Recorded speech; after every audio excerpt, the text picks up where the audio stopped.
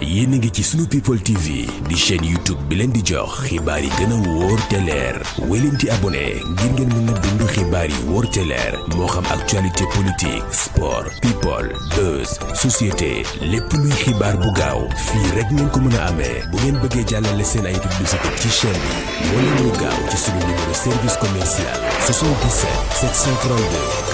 92 37 bu leen fàtte di abonné ci chaîne YouTube bi di sunu people TV.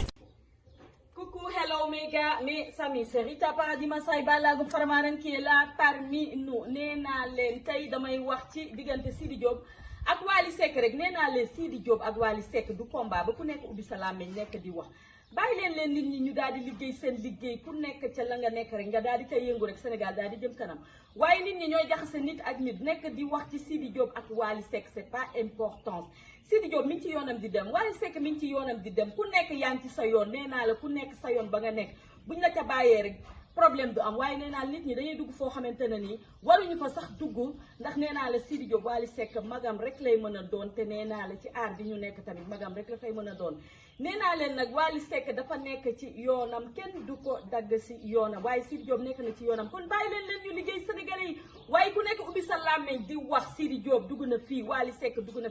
Sénégalais yi am ngeen jot bari ngeen wax te mun ngeen lijjanti loo leen warul lijjanti nee naa la ñooñu nag ñi ngi liggéey di am xaalis yéen neen nekk fa rek di tardé rek ku nekk yor sa làmmiñ di wax di jaxase ak di ruutaale ak di jaxase nee naa la bàyyi leen nit ñi ñaari nit ñoo xamante ne ñaari kuy yu bokk mbalka da ngeen leen di bàyyi rek ñoom ñaar ñu daal di nekk ca mbalka ma rek ku nekk la nga mën a jël rek nga daal di koy jël rek te dem sa yoon waaye nee naa la ku nekk bëgg a ubbi sa làmmiñ di wax ci Sidi Diop ak Wally Seck nee naa la loolu du débat kon sama vidéo tey ci loolu la doon waxal love you so much